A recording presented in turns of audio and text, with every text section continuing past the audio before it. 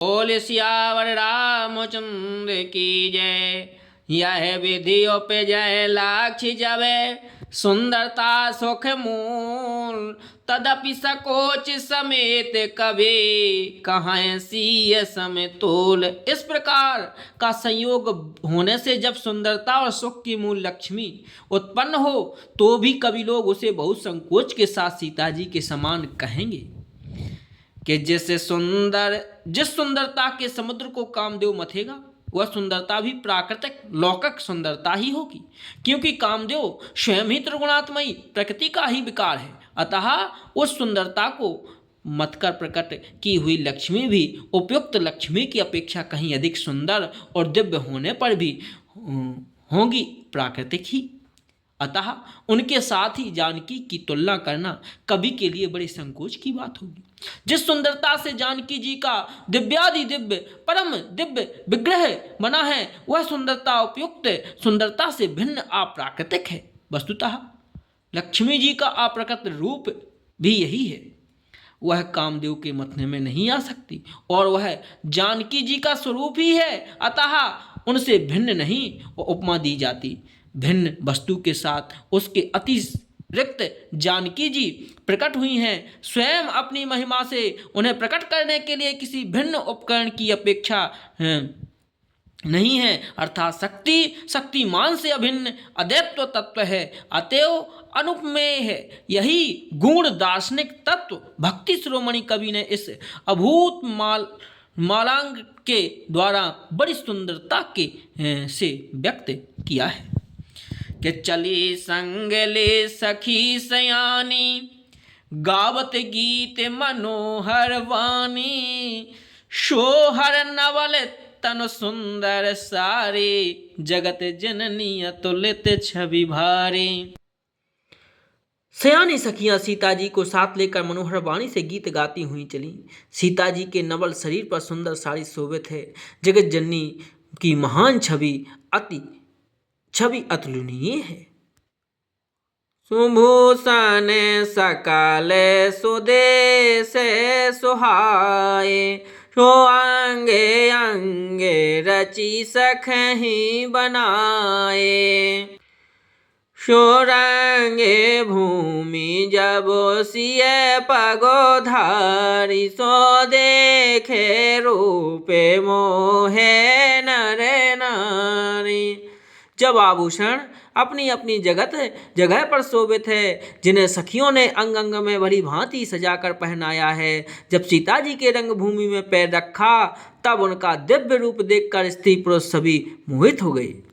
हरसी सुर दौड़ दो भी बजाई, बरसी प्रसूने अक्षरा गाई, सो पानी सरोजे सोहे जय माला, सो अवो चटे चितये सकल भुआला।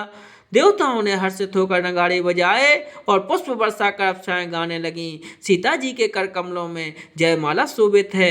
सब राजा चकित होकर अचानक उनकी ओर देखने लगी।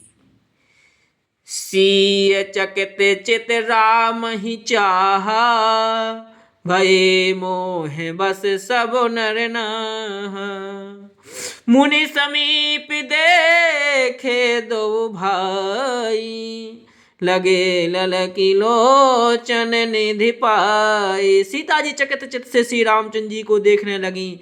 तब सब राजा लोग मोह के बस हो गए। सीता जी ने मुनि के पास बैठे हुए दोनों भाइयों को देखा तो उनके नेत्र अपना खजाना पाकर ललचा कर वहीं श्री रामचंद्र जी में जा लगे, स्थिर हो गए। पुरजन राज समाज बड़ देख सीय सकुचान, लागी बिलोकन सखहि तबो रघुवीर ही ओरयान। परंतु गुरु जनों की लाज से बहुत बड़े समाज को देखकर सीता जी सकुचा गई। वे श्री रामचंद्र जी को हृदय में लाकर सखियों की ओर देखने लगी। राम रूपे अरोसिए छवि देखे, नर नारई पर हरहि निमेषे, सोचहि सकल कहत सको चाहि, विधिशन विनय करहि मन माहि। श्री रामचंद्र जी का रूप, सीता जी की छवि देखकर स्त्री पुरुषों ने पलक मारना छोड़ दिया।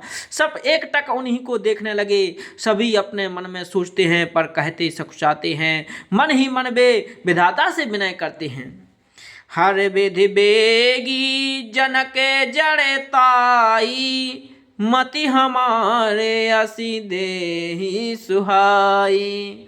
बिनु विचारो पनु तजे नरे नाहू, सिय राम पदो करे विवाहू। हे विधाता, जनक की मूर्ता को शीघ्र लीजिए और हमारी ही ये ऐसी सुंदर बुद्धि उन्हें दीजिए कि जिससे बिना ही विचार किए राजा अपना प्राण छोड़कर सीता का विवाह राम से कर दे। जग भल कहाई भाव सब काहू, हट कीने अंतर ओरे दाहू।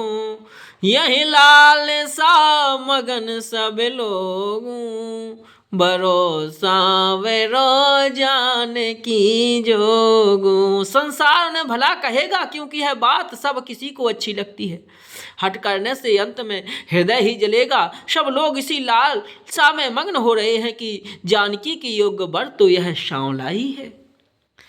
तबो बंदी जन के बुलाए, बिरोदावली कहते चली आए।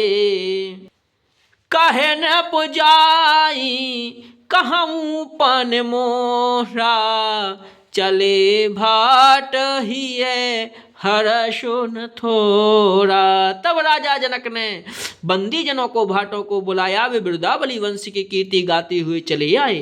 राजा ने कहा, जाकर मेरा प्रण सबसे कहो भाट चले। उनके हृदय में कम आनंद न था। बोले बंदी वचन बर, सुनहु सकल महिपाल। पन विदेह कर कहीं हमो, भुजा उठा ही विशाल। भाटों ने श्रेष्ठ वचन कहा, हे पृथ्वी की पालना करने वाले सब राजागण, सुनिए हम अपनी भुजा उठाकर जनक जी का विशाल प्रण कहते हैं। बोले सियावर रामचंद्र की जय।